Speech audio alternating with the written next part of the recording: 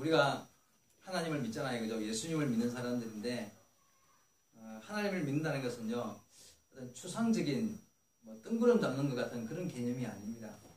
흔히, 종교의 필요성을 별로 안 좋게 생각하는 사람들은 그런 말을 해요.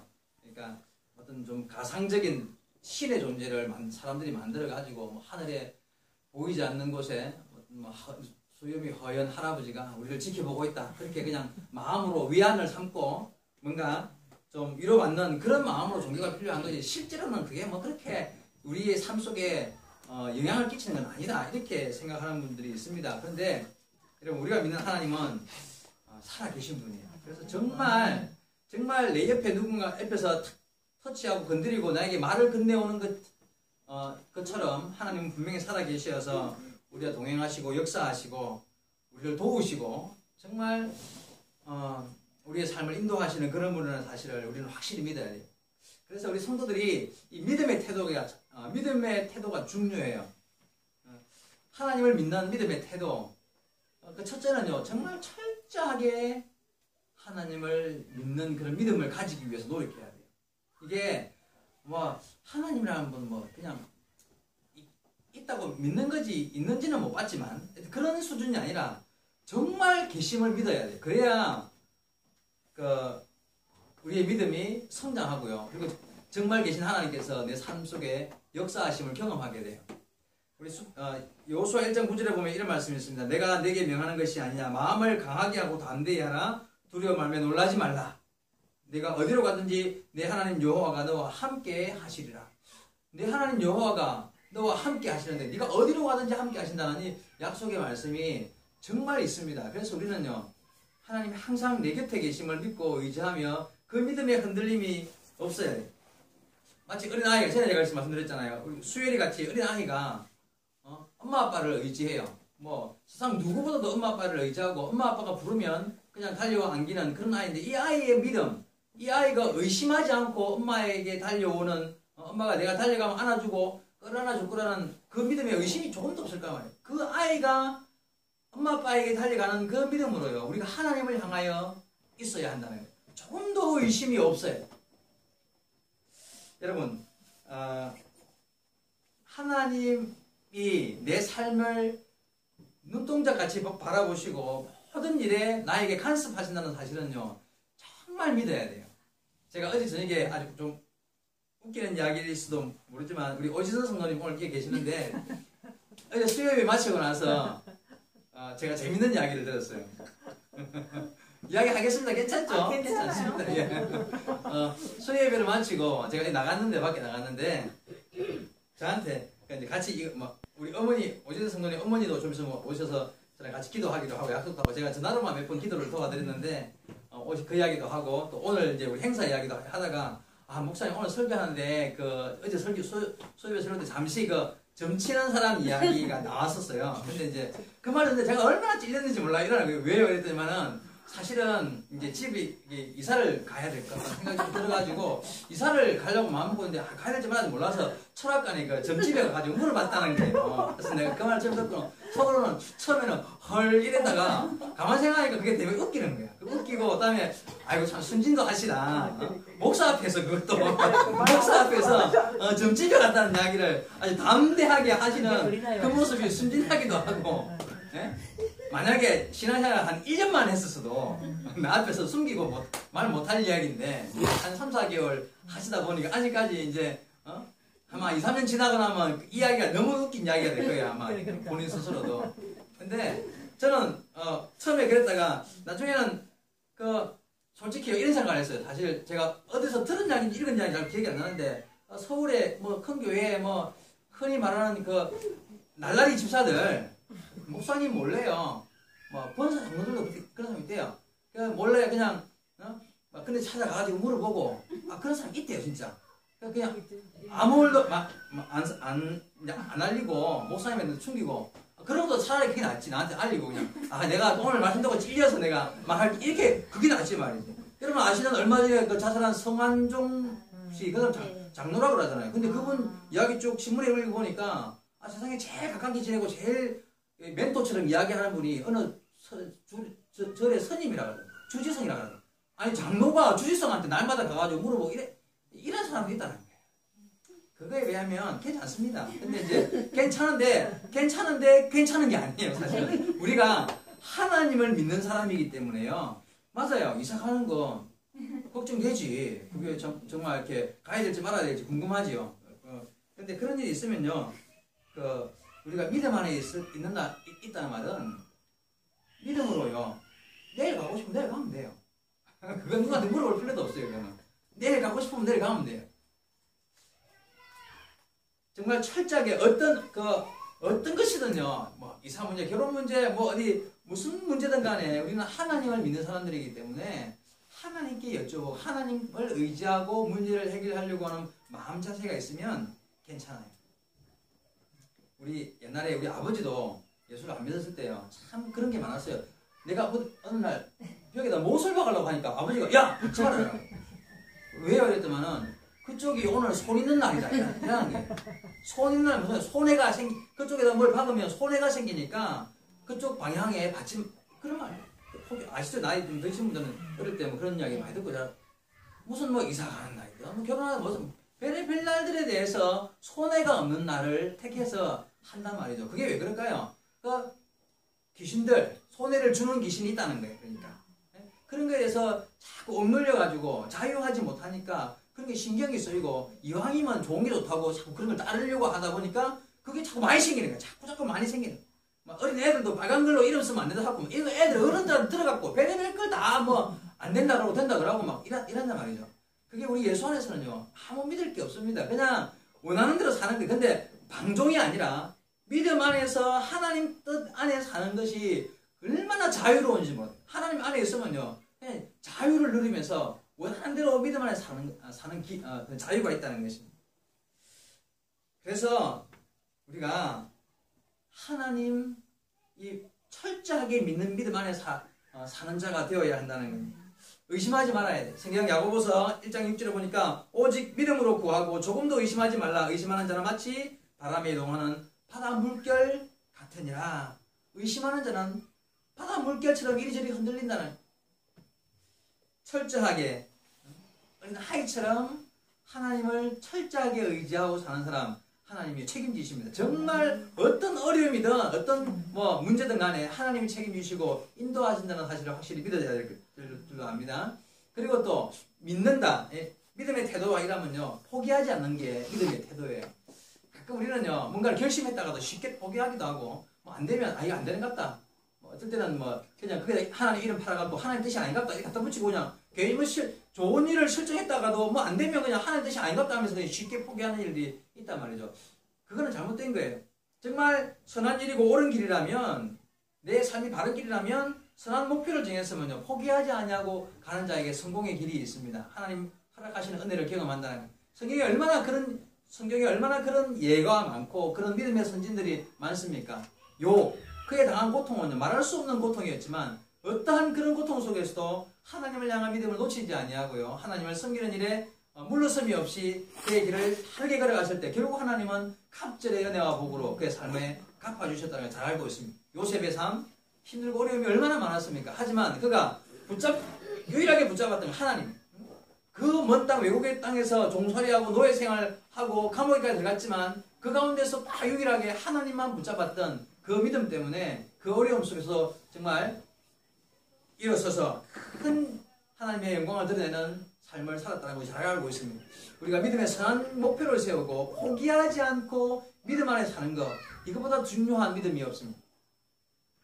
또 한 가지 제가 말씀드리고 싶은 게 이게 조심스럽게 생각해야 될게요. 이 정말 믿음의 바른 태도는요 성도의 태도는요 상처받지 않는 거예요.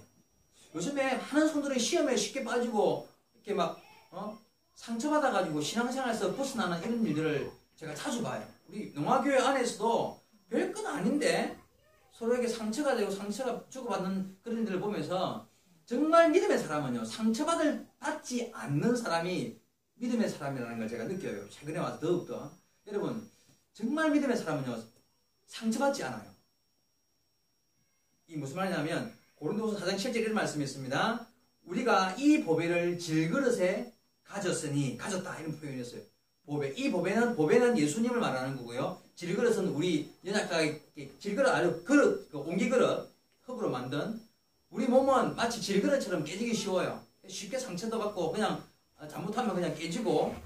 근데 이 가치 없는 흙그릇에 하나님의 은혜로 예수님이 오셨어요. 그래서 보배 대신 예수님이 우리 질그릇 같은 우리에게 임하셔서 우리는 보배함이 된 거예요. 우리는 정말 귀한 사람이에요. 우리 안에 예수님이 계시기 때문에 자, 나는 보배 같은 예수님이 내 안에 오셔서 나는 존귀한 사람이 되었어요. 내가 정말 존귀한 줄 알면 나는 상처받지 않을 수 있어요. 근데 상처받는 이유는 뭐냐면요. 내 안에 계신 주님의 가치를 자꾸 잊어버리기 때문에 상처를 받아요. 누가 나한테 뭐 섭섭한 말을 하고 내가 좀 듣기 싫은 말을 하면요. 그게 상처가 될 수 있잖아요. 그죠? 근데 그게 그 말을 들었을 때 아휴, 저 사람 나를 잘못하는 거야. 내가 누군데? 내가 하나님의 자녀고요. 내 안에 계신 주님이 내가 어떤 분이신데 천하보다 귀한 주님이 나를 사랑하는 내 안에 계신데 내가 당신이 말한 그렇게 가치 없는 사람인 줄 알아? 그런 마음이 진짜 들면 상처 안 받아요. 그런데 그 마음이 약할 때 아, 저 사람이 나를 그렇게 판단하는구나 하면서 상처가 될 수 있어요. 그래서 정말 조심해야 될게요. 정말 믿음 안에서 상처받지 않는 사람이 되려고 믿음을 지킬 줄 아는 사람이 돼요.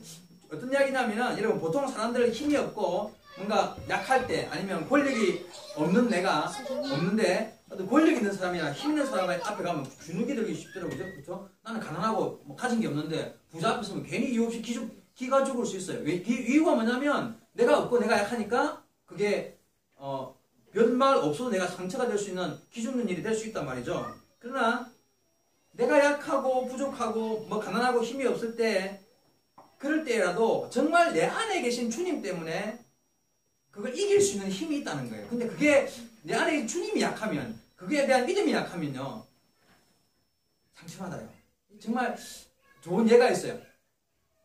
정말 큰 것을 가진 자, 큰 것을 경험하거나 큰 것을 뭐 좋은 것을 가지고 온 경험 있는 사람, 좋은 것을 뭐 가진 사람 이런 사람들은 작은 것 줘도 시시하게 느낄 수 있어요. 왜냐하면 내가 워낙 큰 걸 가졌기 때문에 작은 것은 시시해요.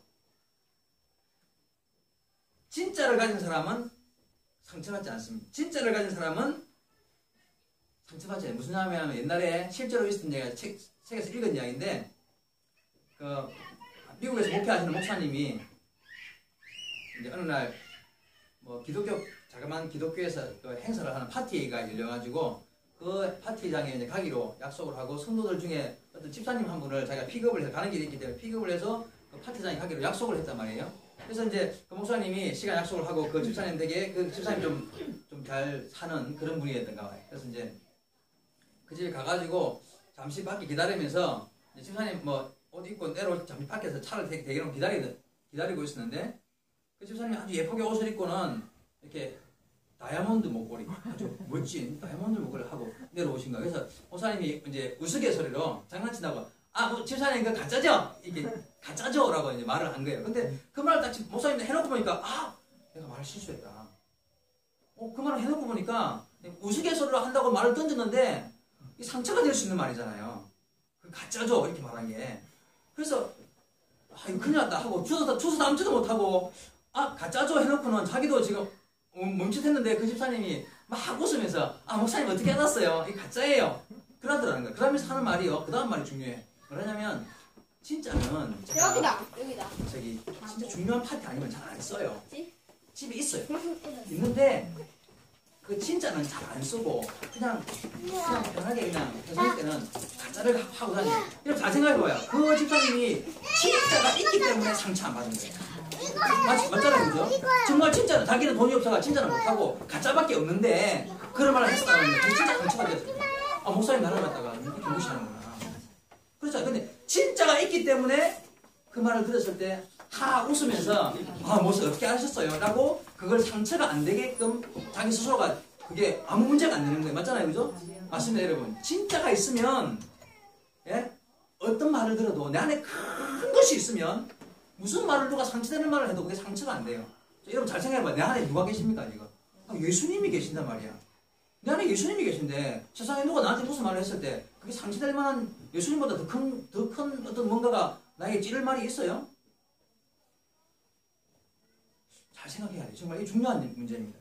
제가요, 요즘에 농아교회 성도를 보면서, 저는 며칠 지난주에도 보니까 별것 아닌데 서로 이렇게 뭐, 마음에 상처, 이렇게 뭐 주고받는 말 때문에 기분 나빠가지고 막 저한테 와가지고 그런 이야기 하는 것을, 내가 좀 잘못 가르치고 있나? 뭔가 좀 내가 뭐 부족한 게 있는데, 성도들 나름대로 이렇게 뭐, 자기한테는 큰 상처겠지만은, 그게 이유가 뭐냐면 결국은 내 안에 주님이 꽉 차있지 못하다는 거예요. 주님이 너무 귀하고 크고 고맙고 감사하고 주님이 내 안에 계신, 내 안에 보배 되신 주님이 계시다는 것에 대한 이런 그런 마음이 충만하지 못하니까 자꾸 작은 것에 상처를 받아요. 먹어본 것도요, 맛있는 거 진짜 비싼 거 먹어본 사람은요, 뭐 그냥 좀 소고기 불고기 지금 뭐 그렇게 말하셨어요. 내가 뭐 워낙 비싼 거 먹어봤으니까. 제 이야기에서 뭐 하면, 제가 미국에서 한 몇 년 살아보는 동안에요, 캐딜락, 롤스로이스, 링컨, 벤츠 안 타본 차가 없어요.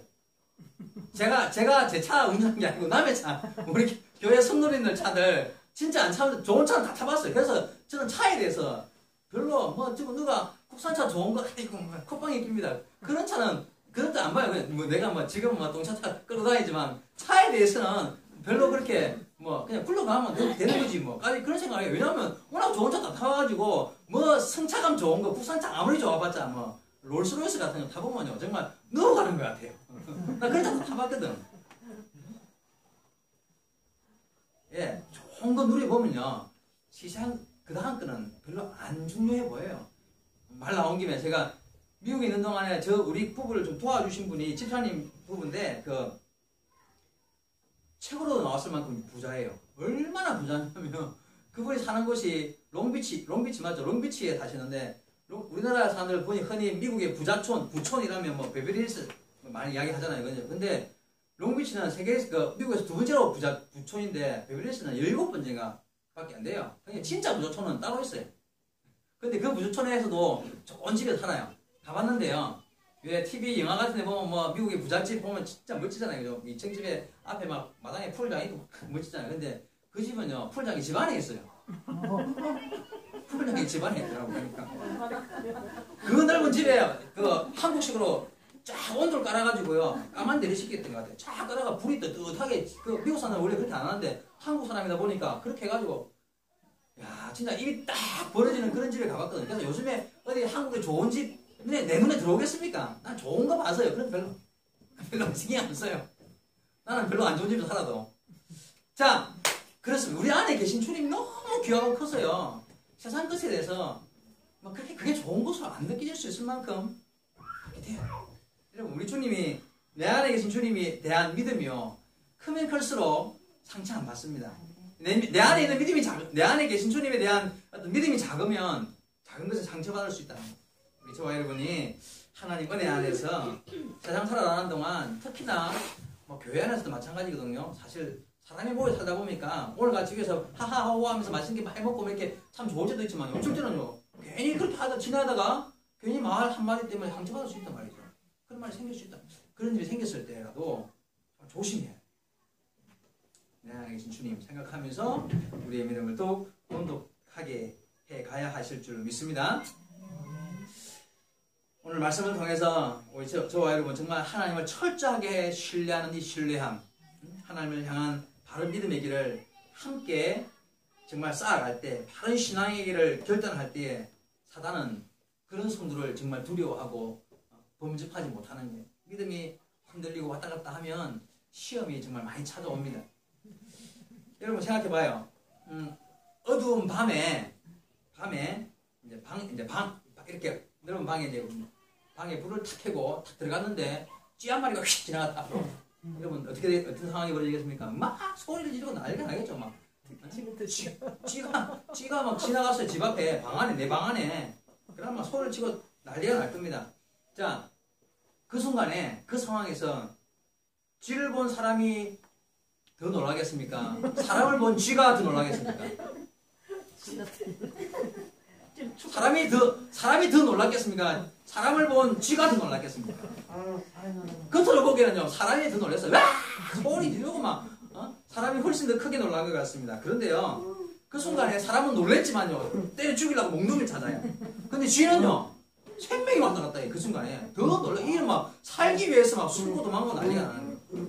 객관적으로 보면요. 지가 훨씬 더 놀래요. 객관적으로 보면 지가 더 놀랐어요. 지금 생명이 왔다 갔다 하는 그 순간이. 그렇잖아요. 마찬가지입니다, 여러분. 잘 생각해. 무슨 말, 제가 왜 이야기를 하냐면, 마찬가지라는 게 이유가 뭐냐면, 자, 어두운 방에 내가 쑥 들어왔는데, 귀신이 나타났어요. 귀신을 본 사람이 많이 놀라겠습니까? 사람을 본 귀신을 본 성도가 놀라겠습니까? 성도를 본 귀신이 더 놀라겠습니까? 맞아요. 여러분 예상이 맞아요. 성도를 본 귀신이 더 놀라요. 진짜입니다. 성도를 본 귀신이 겉으로 보기에는요, 지 보고 놀란 사람처럼 귀신 본 사람이 얼마나 놀라겠어. 그러나 겉으로는 막 기절을 할 만큼 놀랐겠지만 사실은 귀신은 그 순간에 목숨이 왔다 갔다 하는 순간이에요. 정말 제대로 된 성도라면요, 그 순간에 예수의 이름으로 초전박살 낼 거란 말이지. 귀신 걷잡도 못할 거란 말이에요. 그런데 여러분 잘 생각해야 돼요. 우리가요, 예수 안에서 믿음을 가졌다는 게 얼마나 담대할 수밖에 없는 상황인지를 알아야 된다는 이야기예요. 여러분, 뭐 귀신 잡는 해병, 아이고, 해병은 귀신 못 잡아요. 그런데 성도는 귀신 잡습니다. 성도는 귀신 잡아요.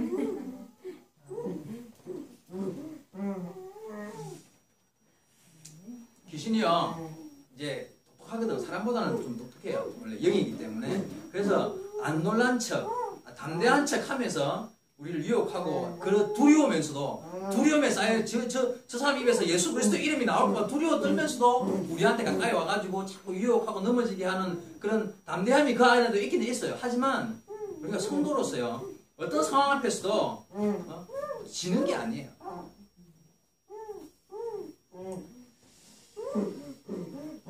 오늘 본문에 보니까 아주 똑똑한 이 귀신이요, 예수님을 시험에 빠지게 하잖아요. 시험해 보잖아요, 그죠? 하물며 우리에게 얼마나 달려와서 우리를 시험하려고 애쓰겠습니까? 본문에 보니까 예수님께서 금식을 40일 동안이나 하시고, 이제 그 공생애를 시작하기 전에 금식을 하시고 아주 배고픈 상황에 있을 때 귀신이 와서 3가지 시험을 한단 말이에요. 돌을 떡으로 만들어서 먹으라, 배고프니까. 그리고 순식간에 만국천하를 보여주면서 나한테 절하면 내가 이 만국천하의 거절을 다 주겠다, 이렇게 말도 하고, 이런 시험을 합니다. 아주 교묘하게 와서 이런 시험을. 마지막 시험이 이겁니다. 9절부터 11절에 보니까 또 이끌고, 마지막 3번째입니다. 예루살렘으로 가서 성전 꼭대기에 세우고 이르되 내가 만일 하나님의 아들이거든 여기서 뛰어내리라. 예수님 보고 성전 위에서 뛰어내리래요. 왜냐하면 네가 하나님의 아들이면 뛰어내리라. 왜냐하면 기록되었을 때 이 마귀가요, 성경 말씀을 기차게 인용을 합니다. 기록되었을 때 하나님이 너를 위하여 그 사자를 명하사 너를 지키게 하시리라 하였고, 또한 그들이 손으로 너를 받들어 내 발이 돌에 부딪히지 않게 하시리라 하였느니라. 이렇게 사단이요, 예수님한테 성경 구절을 인용하면서 뛰어내리라. 너 하나님의 아들 아니냐? 하나님이 너를 죽이겠냐? 뛰어내리면 천사가 와서 너를 받들어서 너를 보호할 것이다. 이렇게 이제 성경 구절까지 이야기하면서 이제 예수님을 시험한 거죠. 어떻게 들으면요, 마귀 말이 옳을 것 같아요. 아니, 예수님이 하나님의 아들이신데 뛰어내리면요, 하나님이 당연히 스스로도 살아나실 수 있는 분이고 살아나실 것 같지. 마귀는요, 근데 교묘하게요, 이렇게 우리에게 지금도 다가와가지고, 야, 너 성경적으로 너 믿음 있지 않느냐? 믿음 있으니까 믿음을, 일단 이런 말 들으면 말이 옳은 거지. 야, 그래, 하면 일단 뛰어내리자 말이야. 그 다음에는 하나님 책임지시겠지. 하나님, 내가 하나님 자녀고 내가 하나님을 믿는 믿음이 있으니까. 그렇게 말하면요, 야, 믿음 좋은 사람이야. 야, 어느 교회 집사님, 장로님은 말이지, 얼마나 믿음이 좋은지 거기서 뛰어내릴 때, 그러면 야, 그 믿음이 보통 이렇게 믿음 있다고 그렇게 칭찬해 줄 수 있을지 모르겠어요. 마치 이와 같습니다. 예를 들어 볼게요. 온갖 말썽을 다 부르고 다니는 고등학생 남자아이를 둔 가정이 있다고 하십시다. 이놈 새끼가 얼마나 말썽을 부르고 다니는지 복잡한 사고치고 경찰서에 잡혀가 있네. 그러면 아버지가, 부모님이 막 속이 끓어가 가가지고 막 손이 발이 돼도 빌고 아들을 또 데리고 나오는 거야. 막 뭐 합의금 막 주고 이렇게. 그러니까 이놈은 또 그게 이제 버릇이 돼가지고 내가 뭐 사고치고 다니도 아버지가 알아서 다 처리해주고 하니까 꺼내오고 하니까 이제는 막 대놓고 사고를 치고 다니는 거야. 어느 날도 이 아들이 큰 사고를 쳤어요. 경찰에 잡혀갔습니다. 아버지가 고민에 빠지는 거예요. 아이고, 저놈의 새끼 가서 또 꺼내와야 되나? 아니면 그냥 한번 그냥 좀 고생 좀 하게, 정신 좀 차리게, 그냥 안 꺼내고 그냥 냅둬버릴까? 그런 고민을 아버지가 할 거 아니에요, 그죠? 하나님 입장이 마찬가지입니다. 하나님 입장이요. 그런 입장에 빠질 때가 많아요. 믿음 있다고 객기 부리는 사람 중에 하나님의 마음을요, 그렇게 끌고 놓는 사람이 있다니까. 이게 믿음이 아니고, 이게 아주 하나님 속을 팍팍 긁어 놓는 이런 자녀들이 있단 말이에요. 어떤 성도가요, 난 하나님 출장입니다. 하나님, 나는 내가 무슨 일을 하더라도 하나님 나를 도우시고 내 삶 속에 함께 하실 거다. 이러면서 막 높은 데가 진짜 뛰어내렸다 칩시다. 하나님 고민을 하시겠지. 하나님 정말 그 상황에서 받아주실 수 있는 능력이 있는 분이니까 이걸 받아줘야 되냐 아니면 말아야 되냐 이런 고민을 했다고 칩시다. 하나님께서. 근데 만약에 안 받아줬다. 떨어내가지고 막 팔 다 부러지고 몇 개 나가고 막 이게 어깨 탈골되고 막 이랬다 칩시다. 그래가지고 막 병원에 입원했으면서 그렇게 돼서 병원에 입원하는 성도 같으면 100% 시험됩니다. 나 이제부터 하나님 안 믿는다. 하나님 내가 얼마나 기도를 열심히 하고 뛰내렸는데 하나님 얼마나 내가 기도를 열심히 하고 하나님 앞에 막 내가 지금까지 한 일을 내가 얼마나 철저하게 믿었는데 이러면서 하나님 나를 버렸으니까 나를 안 받아줬으니까 나를 안 살려주시니까 내가 기도해도 응답 안 했으니까 내가 그렇게 힘들 때 막 사업 때문에 이렇게 고생을 했는데 응답 안 해줬으니까 나는 하나님 버린다 이러면서 100% 시험됩니다.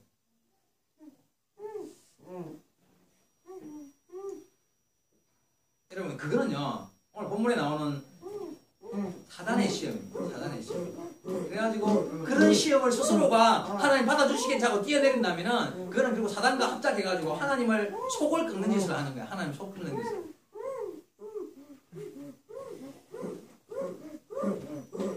자,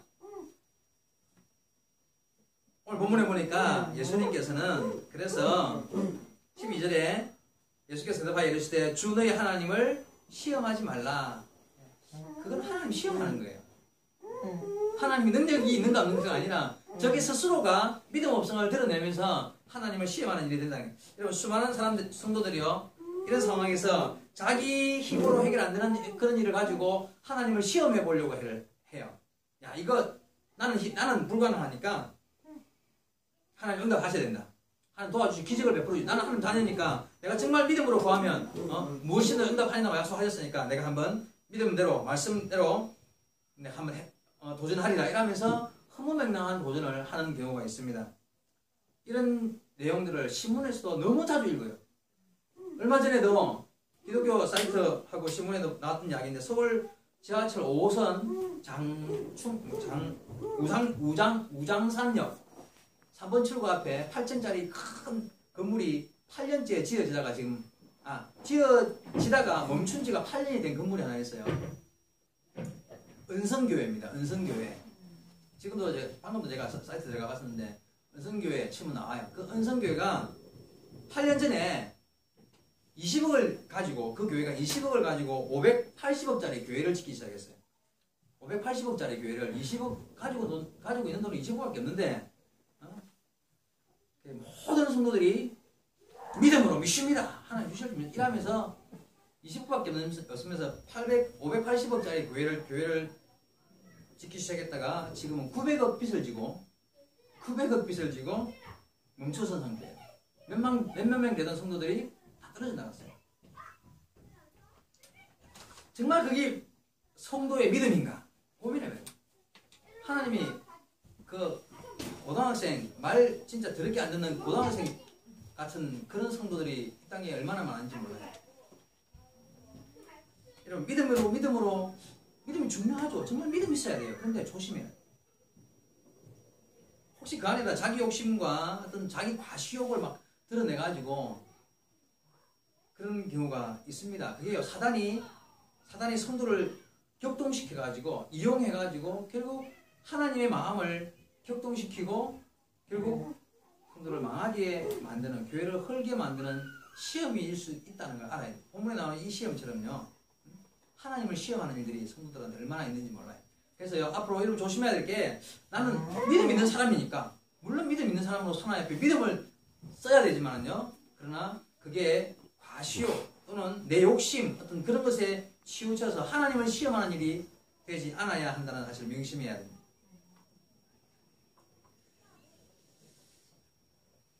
우리 예수님 얼마든지요 돌을 떡으로 만들어 드실 수 있는 힘이 있으신 분이고요 얼마든지 뛰어내려서도 충분히 살아나실 수 있는 능력이 있으시지만 그렇게 하시지 않았습니다. 이유가 뭘까요? 이유는요, 예수님 이 땅에 오신 목적이 그게 아니거든요. 예수님 이 땅에 오신 목적이 단지 예수님께서 수많은 기적을 행하셨는데 그 기적을 행하신 이유가 목적이 뭐였습니까? 사람들 놀라게 해주고 자기를 과시하고 예수님이 그 사람들한테 내가 이런 능력도 있다 이런 거 보여주려고 그렇게 기적을 행하신 적은 한 번도 없습니다. 이유는 오직 구원이었어. 구원. 한 영혼이라도 구원해내고 한 사람이라도 주님께로 가까이 하나님께로 가까이 나오게 하기 위한 목적 때문에 기적을 행하시고 놀라운 일들을 보여주셨죠. 그렇습니다. 결국 사단이 시험하는 이 시험들은요, 예수님한테 힘했더니 야 너를 높이라. 너 스스로를 높여갖고 네가 뛰어나다는 것을 보여봐라 이 말이에요. 뛰어내리라 이 말은요, 너를 높여라. 예수님은 한 번도 자기를 높이기 위해서 기적을 행하신 적이 없으신 분입니다.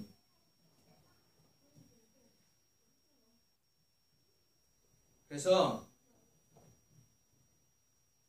우리는 마귀와 손잡고 하나님을 시험하는 자들이 되면 안 됩니다. 그리고 아주 중요한 사실 하나는요, 본문에 보면은 이 마귀가 인용한 성경 구절이 시편 91편 11절과 12절 말씀인데, 이 마귀가요, 교묘하게 이 성경 구절도 좀 수정을 해가 인용을 했어요. 수정을 해가지고 본문의 마귀는요, 하나님이 너를 위하여 그 사자들을 명하사 너를 지키게 하시리라 이렇게 말했잖아요. 그죠? 사자를 보내서 네 발을 이 땅에 돌에 부딪히지 않게끔 지켜줄 거다 이렇게 말했어요. 근데 실제로 시편 91편 11절에 보면 그가 너를 위하여 그의 천사들을 명하사 내 모든 길에서 너를 지키게 하시리라. 이렇게 내 모든 길에라는 말을 뺐어요. 내 모든 길에서 너를 지키게 하시리라 이렇게 되어 있는데, 이 내 모든 길에서라는 말을 살짝 뺐습니다. 이게 어떤 의미가 빠진 건지 알겠습니까, 여러분? 내 모든 길. 다시 말해서 하나님은 우리에게 천사를 보내어서 기적을 일으켜서 정말 떨어지는 성도를 잡아줄 수 있는 능력은 있습니다. 분명히 할 수 있습니다. 어떤 상황에서라도 구호해 주실 수 있습니다. 여러분 생각해봐요. 베드로가 감옥에 가셨을 때, 그죠? 감옥에 가셨을 때 하나님께서 천사를 보내가지고 옆구리를 쳐서 깨웠단 말이에요. 그래가지고 문이 다 열려서 비몽사몽간에 베드로가 천사와 함께 밖으로 나왔어요. 사드락 메삭 아벳느고 세 사람이 풀무불 속에서 죽음의 풀무불 속에 들어갔지만 하나님이 천사를 보내었어요. 그들을 보호해내고 구해냈다. 하나님 지금도 그런 일을 하실 수 있는 분이란 말이에요. 그런데요, 하나님의 백성은 하나님의 뜻을 따라 걸어가는 내 길에서 하나님의 뜻을 따라 걷는 성도의 삶 가운데서 그 일을 행하시는 분이다.